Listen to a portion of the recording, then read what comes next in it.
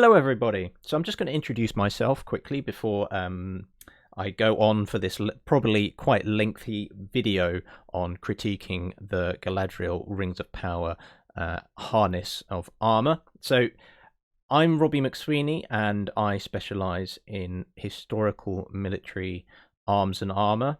And I've done a lot of illustrations in the past and working with historians and things like that. So here we have Galadriel's armor, and I'm going to do my take on it, maybe improve upon their current design. So in we go. First off the bat, I just want to say that she's not actually wearing a helmet and no gauntlets. So she's got an entire harness of armor, yet some of the major parts that could be damaged, so her head and her fingers and hands could be quite severely damaged if from a slight cut. Doesn't take much, especially her neck as well, but really her head is a major concern here. Yes, she's got her torso covered, covering the vitals, and those are covered, and she's got articulated arm harness, which is quite loose, to be honest, especially in these spolders. You've got mail voiders in the armpit areas and sort of shoulder areas, which seem to be very ragged.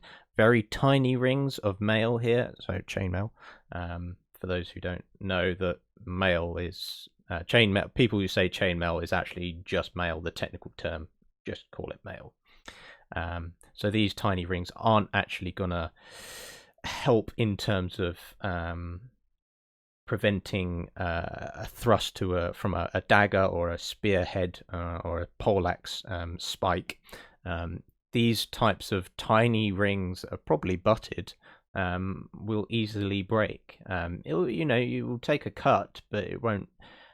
If you're going to get a knife, if you were starting to do some close-up, fighting, and you get a knife into the, well, you could probably get in the arm area, elbow area quite easily there, because there's no voider of mail there yet. For some reason, there is some down in the hand here.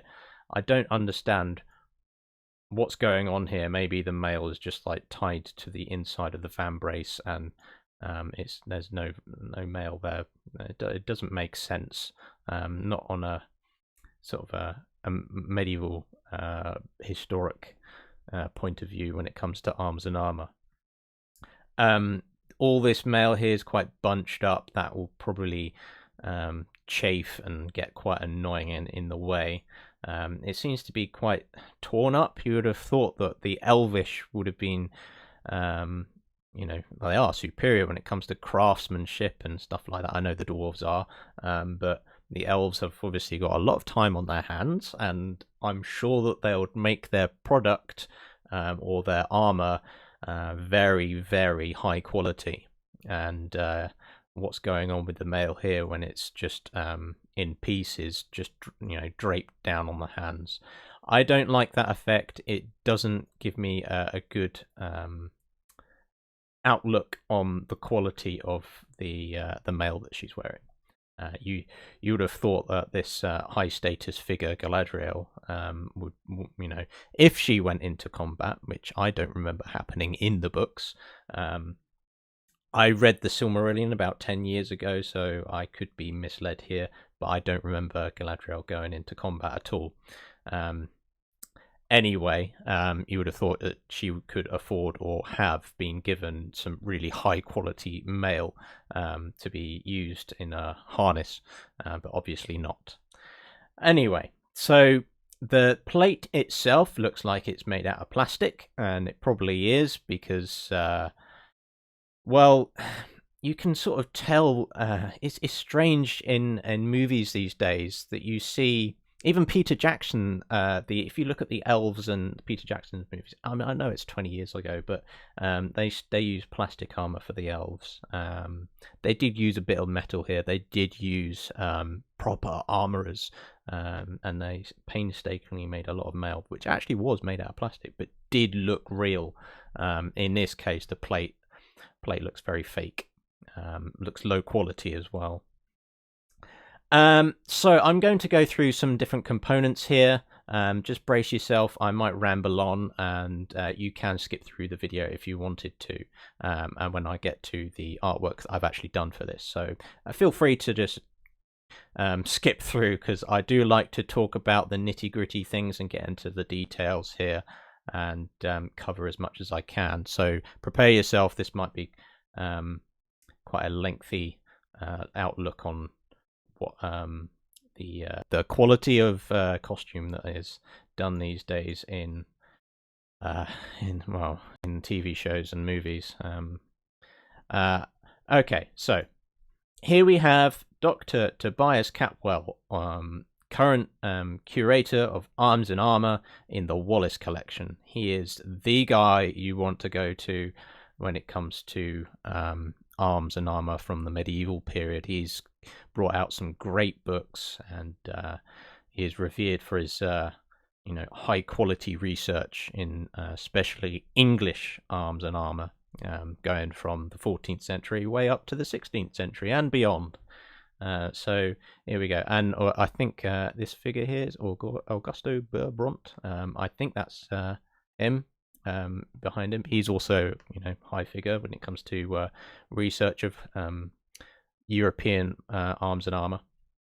Anyway, Tobias Capwell, he's recently done or been behind historical advice for a movie called The Lost King, and he's designed the King Richard III's harness, and it is the best quality costume of, well, it's not a costume, it's an actual harness of armor made for the actor.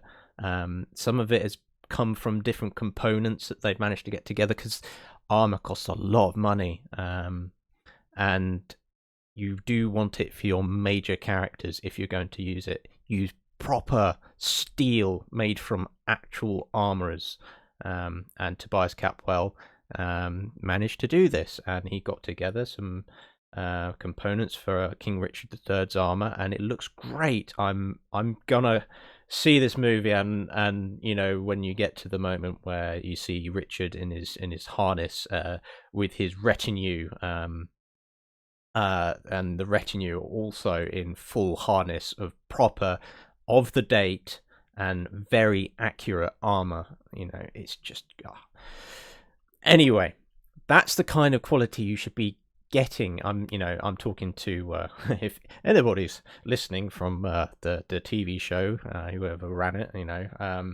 go to him, go to Tobias Capwell, get him to have some say in what kind of quality armor is, because these details make a huge impact on the reality of the setting and making it feel like you're in the universe. Peter Jackson made a huge effort in making it feel like that it is the Tolkien universe was an actual historical setting, and you design these things in a historically accurate way to create a realistic universe, and it just brings so much more depth into the movie itself.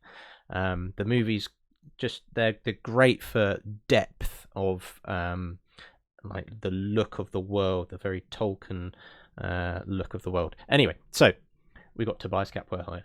I shall talk about some of his components of armor in a sec. So we are going to critique these spolders. Now, for the offset, onset, or whatever you want to say, the spolders are very loose. You can see that you have the main spolder plate here. I just get a layer up and get myself a color. Let's put red or green. Let's go red.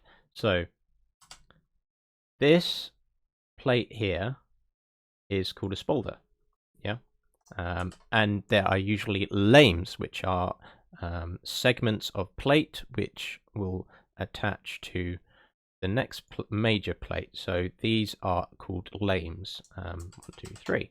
So we've got 3 lames that are attached to this spolder. I don't know how, because there's no rivets that are attached to this spolder, and then this spolder overlays onto what is called the rear brace, which is the upper component or the upper cannon of an arm harness.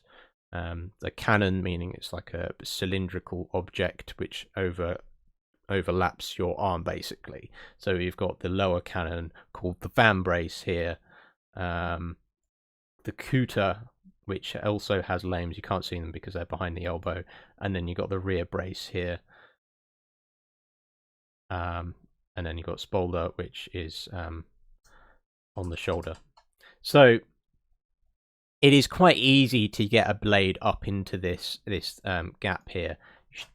Armor should always be nice and tight. So if I go back to the image of Tobias Capwell in his harness of armor, you see that the lames here. So he's got 1, 2, 3, 4 lames and the spolder, which is also attached to this rear brace plate here. Even though it's close up, yeah, there are a small gap here of. Let's just get the layer back up here. So there is a very tiny gap here. A knife probably couldn't get into that gap. However, if I go back to the image of Galadriel here, there is quite some significant gap in the armor here. You know, you can see where it's stepping here. That shouldn't be like that. That should be nice and smooth.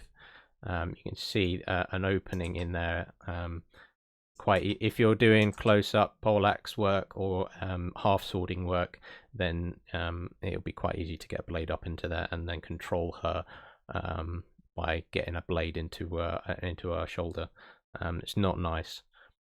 Okay, so what you would do is I would flatten these out, rivet them to the rear brace of the arm harness. Also, I know that there's mail over the top, like sort of slung over. I would make sure that there is a point attached to the top part of the spolder there. Okay, moving on. So shoulder defense. I wanted to talk about these gaps here. That seem to be made of sagging, very low quality, small rings of mail. I would replace this and give these two what are called Besegus, and these Besegus, I shall explain what they are. So Besegus are, so back to Tobias Capwell here, are these plates that are over the top of the armpit area. So they're quite high. So these, what look like florally star-shaped things, they come in all shapes and sizes. They're basically a rondel or a kind of plate that goes and covers that area. Usually you would have a spolder with a Besegu. Besegus come around in the sort of around the 1430s, maybe 14. Well, yeah, actually, you could probably. Looking at the images that I did, I think there was one from 1407, so quite early, before the Battle of Agincourt was in 1415. So I'm just going to go through some historical examples here. So so if I'm doing Galadriel, I would give her a very nicely shaped Besegu that's not round, because I think that would be quite distracting. So I did a little bit of research and looked at see what kind of shapes that they were. So you've got this strange sort of quite long Besegu which overlaps and protects the armpit here. You've got almost a scutum type shape, which is like a Roman shield, but so like a Republican Roman shield, or a very early Roman Empire type Roman shield look. This is quite a large plate, to be honest.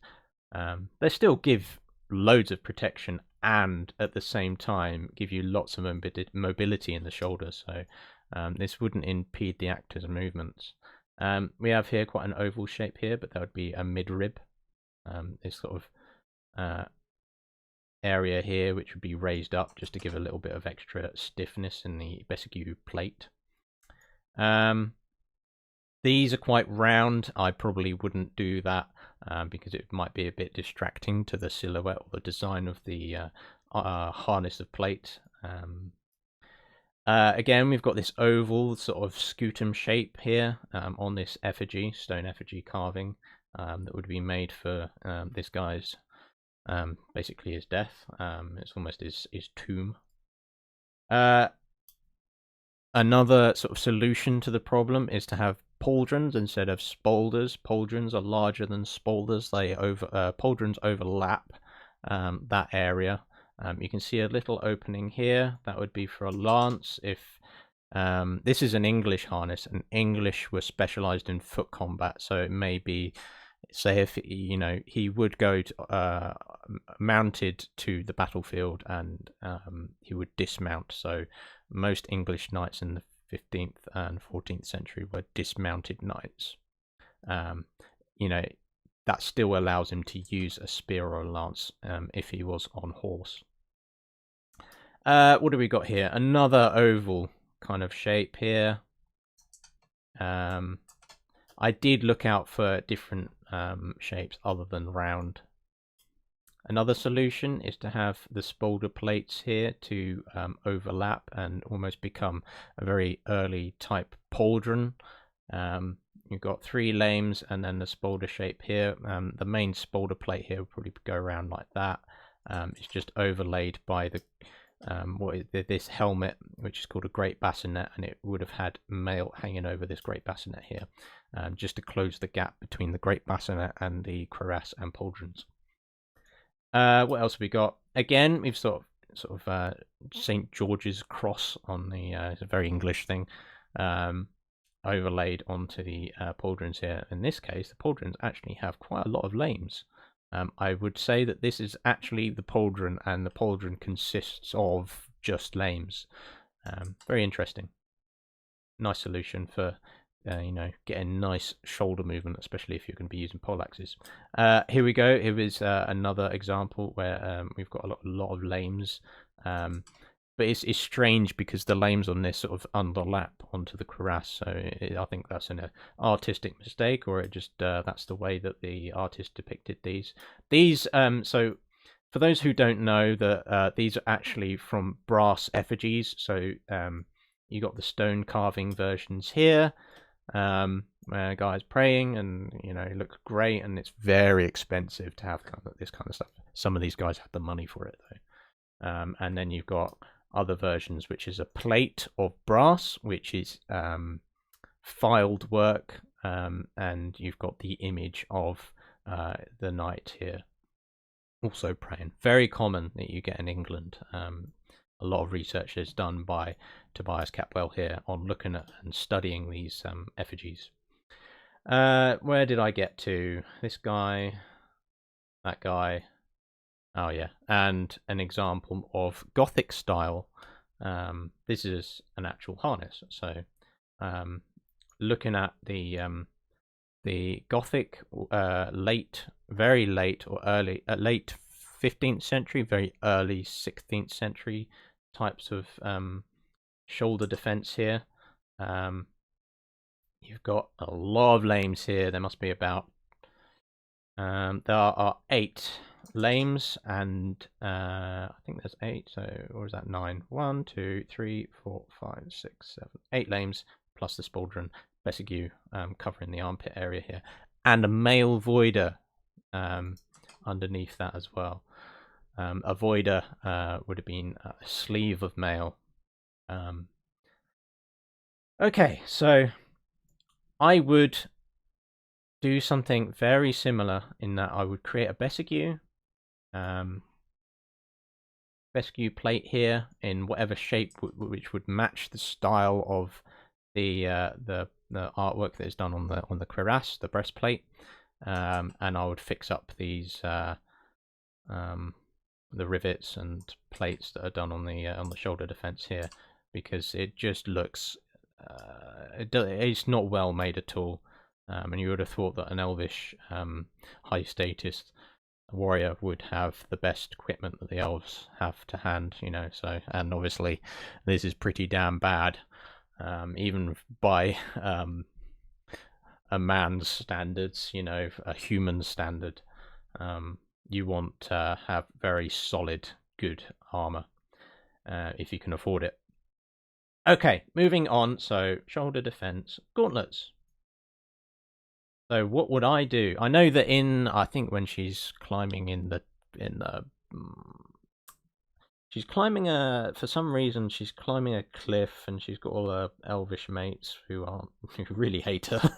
um, and she seems to have like gauntlets then, but they disappear later on in the show, and I honestly don't know where she gets this armor from anyway, because she just seems to appear with it on the boat. I don't remember in the show. I may be wrong here. I may have just kind of got really bored and my mind drifted away, and I missed the scene where she decided that, oh, I before jumping off the ship, I decided to bring my harness of armor with me all the way to Numenor. Anyway, if those who've seen the show, you will understand what I'm talking about. Just there's some real nonsensical stuff going on. She just happens to have an elvish harness of armor hanging around at Numenor that she seems to steal. Anyway, yeah, gauntlets. There's gauntlets here. I would do them with a solution of the gauntlets. I'd do them in a similar way as the Gothic style. So these nice pointed versions here. So these would have been sort of late 15th century, and you've got this nice pointed shape here. A lot of fluting and file work, looks really nice. Very typical Gothic style.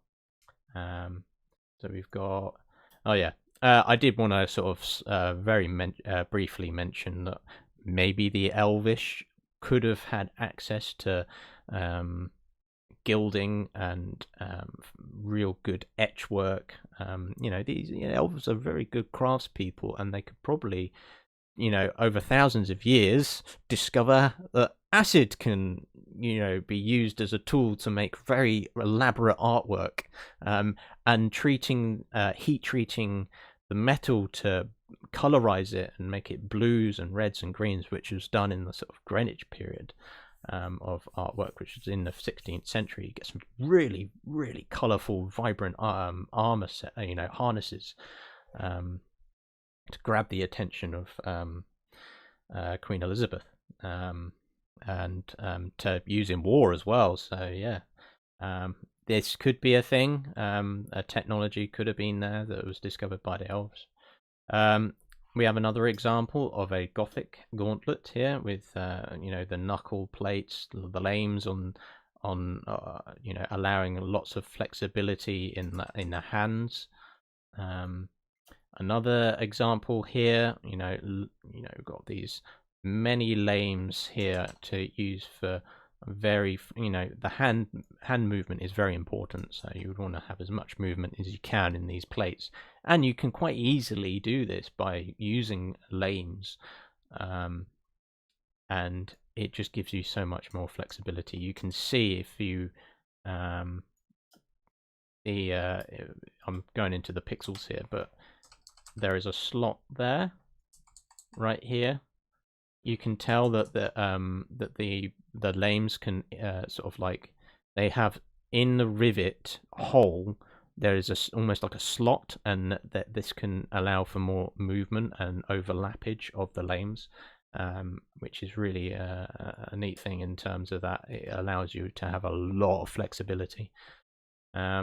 Okay, and then we've got another, you've seen this, another example of Gothic gauntlets. So that's what I would do. I would probably do fingered gauntlets instead of this sort of mitten type shape. I would do separate fingers, and I would do them in, if I had an armorer at hand, I would make him do the fingers in a very specific way that it allows you to have a lot of flexibility in the fingers. Okay, so we've got gauntlets, we've done shoulders. I'm going to go over the cuirass very briefly, because I have a few things to say about Galadriel's cuirass that are very it's very frustrating, because this is a thing that's done over a lot of the TV shows. I don't know why, but essentially you've got this plate here, which is the cuirass, which consists of a back plate and a front plate. You've got a gorget of plates here, which is underneath the breastplate, part of the cuirass, and then in this version, and you see this in so many sort of like concept art, bad reproductions of fantasy armors and things like that, is these side tassets. What kind of, what are they going to do? They're just going to get in the way. If you're going to have tassets, they're going to be a lot smaller, and they've got to be attached to what are called folds or a skirt of plates. These are just going to get in the way if you're turning, bending over, whatever. They're just going to get frustrating, and for some reason, they're actually underneath the breastplate. You can imagine if she bends over here, these are actually going to go directly into her pelvis. It's going to be painful. But no worries, because this is all made out of plastic anyway, so it's just going to bend. So yeah, let's talk about the cuirass, just in terms of what I would do instead. So we've got here, I think this image pops up whenever you put in like Gothic harness or Gothic armor. Very nice. Whoever owns this is a very nice set of armor here. So in this case, we've got a cuirass of breastplate here with larger armholes here. We've got placard plates here, and then we've got what are called the skirt of plates, or the fold, which is an extremely important component of armor, and allows you to have a lot of flexibility in turning and moving, getting onto horseback without any issues. And then you've got these tasset plates which hang over the top of the folds, and they cover the gap in between the leg plate upper cuisse, which is the leg plate on the thigh, and it allows for huge movement. So right, let's delete that. So I would also allow to have a very thin waist around the navel area, so around where this sort of belly button is probably there. That area needs to have almost like a corset, where it's really tight around the waist, not like in that it stops breathing and those crazy thin waists, but the thin waist allows you to have it just feels a lot tighter and easier to move. It distributes the weight of the armor around that area here, instead of it being directly on the shoulders. So you need to distribute the weight of the armor, and that doing it in this sort of navel area here is really important. You see a change in samurai armor, and that samurai armor does the same, that it carries some of the weight on the waist here. Later on in sort of like the 15th century to the 16th century sort of samurai armors. But anyway, normal European medieval armor does the same.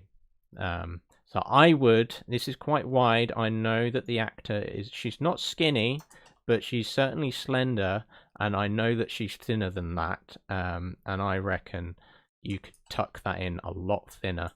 If you're going to tailor this, you're going to make it nice and tailored to the body, so it fits to shape, just like a very well made dress or a man's suit. You just got to make it nice and tailored. So this is moving on. So this is also a Gothic German style. I think probably over the 1480s to 90s, that kind of period, maybe leaning into 1500. We've got the folds here, very narrow waist on this bloke, to distribute the weight, allow freedom of movement of the torso. And then you've got these lames, and then you've got the tassets, which are directly in front of the leg. That's where you should put those tassets, because it overlaps the cuisse plate here. So you can also see that he's actually wearing a braid of mail over his crotch, which is a very common component of armor, seen on Gothic, German, even some English armors. It's widely hypothesized that there would be brayettes on most knights in this period because it's a very important part of the body to protect for obvious reasons.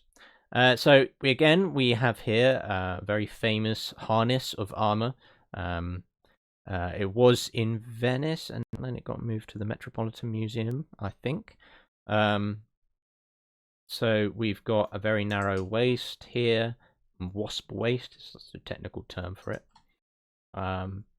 Just to allow the distribution of weight. So it's nicely closely fitted to the body. We've got a few lames here.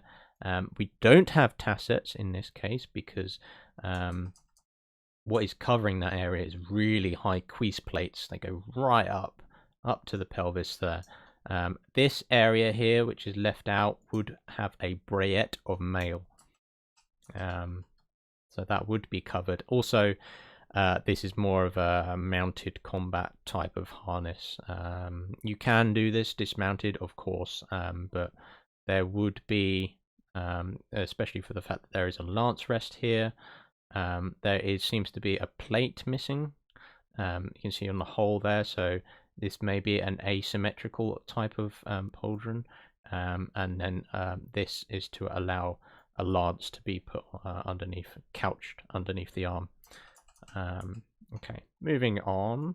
We've seen that. Okay, we've seen everything else. So I would make the waist thinner. I would add folds. I would add tassets. I may even replace this gorget with something else. I'll talk about that in a sec. I'll probably cut out the top part here because if she fell over and that this bottom part, sort of went straight into lower area, this top part is going to go straight into her face, and probably break her jaw or something like that. Yeah, it won't be nice. Plus, I'm sure that this very long cuirass will restrict movement because I reckon her navel, so about her armpit there. I mean, yeah, it's around there, but you've got all this plate here, this solidness, which is just going to get in the way. And then you'd probably want to cut it out there. Okay, moving on to mail, another component, and that is the last component I'm going to talk about. So, the gorget, which we have an example here, and that is plates for the neck defense, and you would have a closed helm over the top, which is a type of helmet that was in the 16th century. Let's get rid of these pictures here. She seems to have a gorget that is underneath, which is fine. That's what gorgets were usually. There would usually be a plate here and going up, and you'd have these lames to allow neck movement, and then you would have a closed helm that would go over the top of the head, of course, because it's a helmet. I would instead add what is called a mail standard. Now, mail standards obviously is a collar of mail which protects the neck, and most collars, you do get the 4-in-1 pattern of mail, which is the standard pattern of mail that you get. So 4-in-1, meaning that you have a ring here, and a ring here, and a ring here, and then you've got a ring in the middle there. So 4 rings to 1. Very fantastic illustration there. I've got other videos on this, so yeah, if you want to check out more on mail, then I've got more videos explaining how mail is done. But in this case here, so directly where the neck is, it's actually a 6-in-1 pattern. So you've got 6 rings to 1, which creates a really solid defense for the neck. Very important there, because you do not want to get a blade into there, because you could bleed out and die within a few minutes, especially if you got nicked in the wrong artery. If you get nicked in the artery, that's it, you're done basically. You can't, it's very hard to close something like that up. So also you've got voiders, which is something that I would do. We've got a nice example of voiders here. I literally Googled imaged it, and that is sewn directly to the arming doublet, which is the garment that the purple garment here. There is also voiders, which is a sleeve of mail that is actually put over the top of the arming doublet, and we've got some fabric here that you tie up and it closes the whole voider. And these voiders go underneath the plate harness here to protect the gap, which seems to be open here. Very important. And also the armpit area. Of course, you would have the Besegus that I was talking about earlier, but underneath that you would also have mail, and then a little bit of defense with the fabric arming doublet. So yeah, obviously armor, it consists of layers of defense. What other images I've got? Oh yeah, the skirt of mail. I would replace this with a proper skirt of mail, not this strange draped thing that has lots and lots and lots of I can't remember the name of the term, when a skirt creates lots of folds.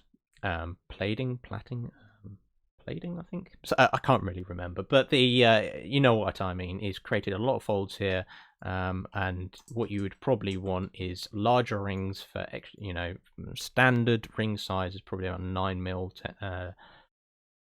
You could go small to about 5mm, 6mm. But yeah, I would create something like this. This is something off eBay, but this you can see what I mean by this. Is a skirt of mail that goes underneath the cuirass, folds and tassets, and can protect the lower half here.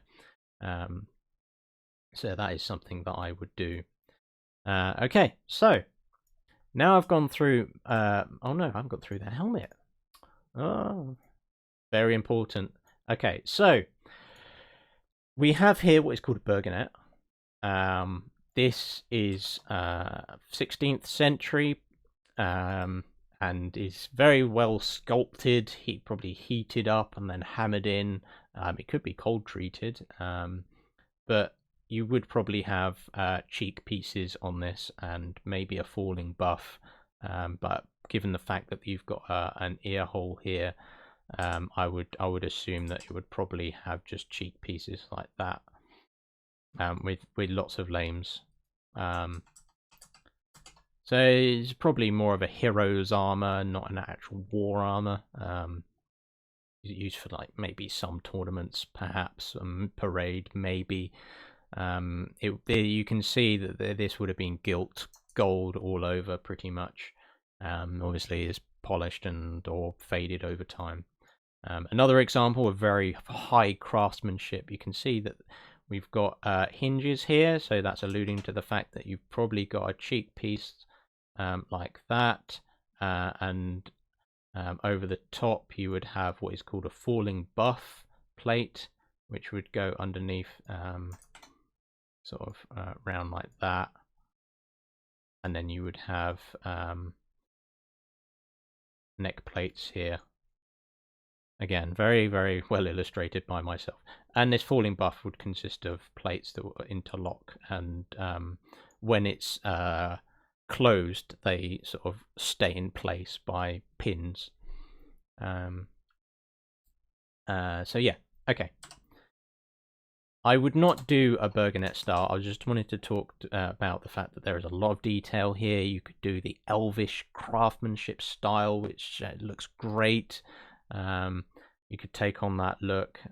You could maybe do a brim on a helmet, perhaps. I do like the fact that you have a nice neck defense here, very classical style, and that's what I'm going to lead to. So a lot of these hero armors are based on older ancient helmets, and if you look at it, so the Book of Hurin, I think it is, there you've got that character on the front cover, very that's leaded to a lot of sort of helmet style for the elves.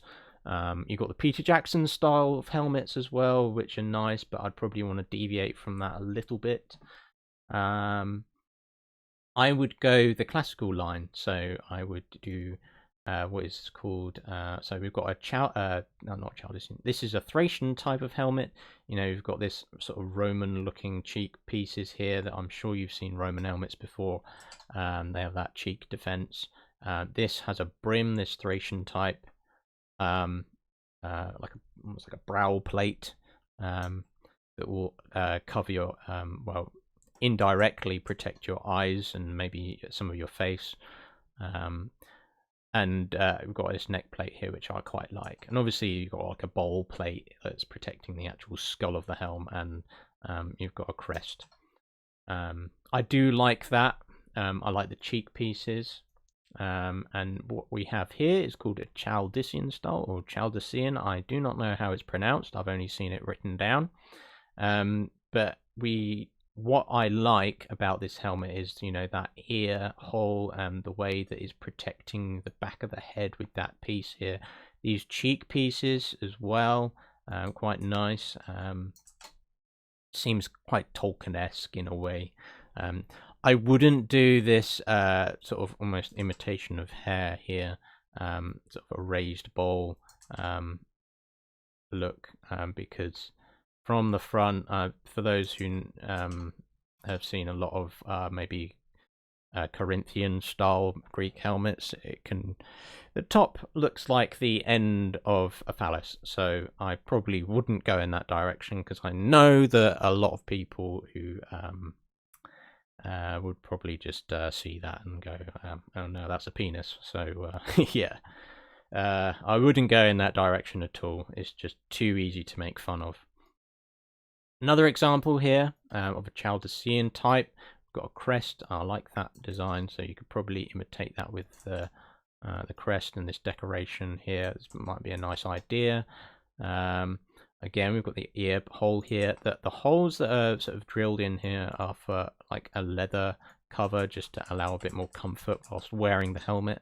And I'm not sure what these rings are for. Maybe for an added side crest or a frontal crest. I'm not too sure.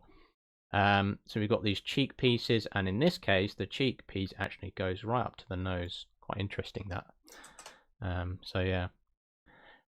So I would give her a sort of a classical look when it comes to the helmet. Okay, so I shall review you what I have done. Here we go. So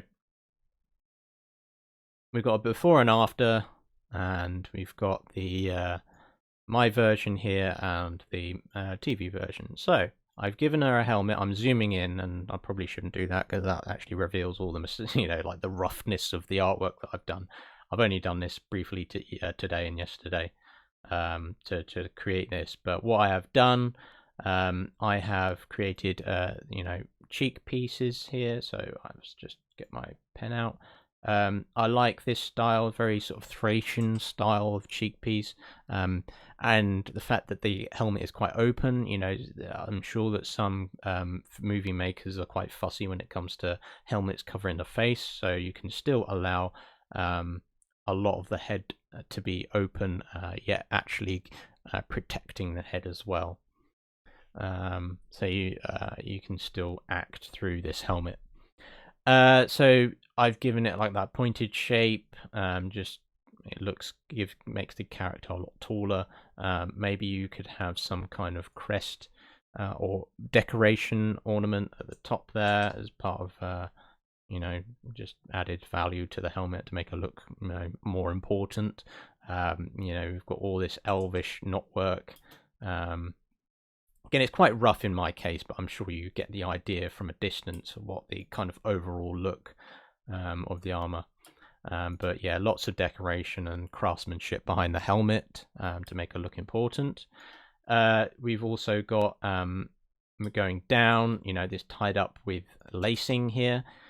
So those cheek pieces are not going to flap around, and it's actually secured to the head properly, and the helmet's not going to, you know, move much. We've got a standard of mail here covering the neck. I've added in Besegus here, and then underneath the Besegus here, we've got a voider of mail. I've gone for gilt golden mail because I'm sure she would have the wealth and the money, and the elvish craftsman would have the time to create proper gilded mail, which looks quite nice, especially against the the sort of steel white plate here. We've got corrected spalder plates here that are riveted and attached to the rear brace, which has I'm going to zoom in. This might be a mistake because you'll see all the inaccuracy, like little bits, like rough areas, which I've sort of missed. But we've got straps here, very important, on the arm, and that seems to be missing in the previous in the TV show. There seems to be no straps at all. Very important to have those straps. So yeah, proper Besegus mail in the voiders here. I've reduced the size of these couters, elbow plates, and I've made them in Galadriel. The plate actually goes all the way around the other side. I have chosen not to do that. I've terminated that around the middle area there, just because it's just gonna allow her a little bit more comfort. And it's not a massively necessary area to cover anyway. Going down, I've reduced the size of the cuirass breastplate, and I've made it go in a lot further, so it's going to be tighter to the body and fitted correctly. And we've got lame plates here, which allows more movement of the torso. The cutout of the neck area here is cut. You've got a cut there, and I've cut it out a little further. I've also brought in the cut of the armholes there, just to allow a bit more flexibility of the arms. We've got tasset plates here, which go in front of the legs, very important. And we've got a skirt of mail, which is also gilt gold. And I thought underneath that we add a bit of textile. In Galadriel's version, there's no clothing as such. You've got this garment here, which I think is actually Númenórean, but you need to give a bit of colour, a bit more fabric, a bit more pizzazz, a bit more fashion. The elves have a lot of culture. You need to portray that, and you can have all this really nice embroidered at the bottom here, like an embroidered skirt that's got all this like elvish pattern and artwork.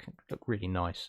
That's why I've also added this back sort of cape cloak thing that could probably terminate around the upper thigh area, just to give her a little bit more sort of movement and flowiness in the silhouette, a bit more of a hero look. And these garments were actually done historically as well. There are garments that not jupons per se, but a jupon is like a garment that was put over the mail, over like the harness of armor. But this wouldn't get in the way as much. This cape kind of thing. It would just give an element of heroism. And on that cape you could have embroidered edging and elvish artwork that would look quite nice. You can see here that I've added a belt, sword belt for her sword. Because here she has some really long giant gear strap for the handle on that is just awful. I think the elvish swords are really poorly designed. Just look really bad. This handle looks cylindrical almost. I just don't understand. Get Todd Cutler on board and get him to make a sword in the elvish, like an elvish style, proper medieval ergonomic sword. Anyway, that's a topic for another day. So I've added a sword here, not on the back. I know that in the TV show they had back straps, back scabbards, and they just look so horrible. I've kept this dagger. I obviously, for the show, if I had any say in it, I probably wouldn't have that as a MacGuffin. I would change the design of that. I like the knotwork and things, and I understand that this is meant to be like a foreseen meteor going through the sky, all that kind of stuff.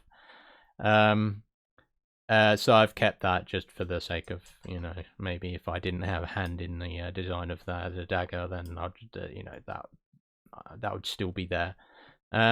Also, I wanted to mention that I've added these gauntlets in. I mean, they aren't fantastically added in. They don't look massively, well photoshopped in, but you would have a lot of flexibility, especially in the wrist. So it may be possible that that kind of flexibility, the way she's holding it, might be feasible.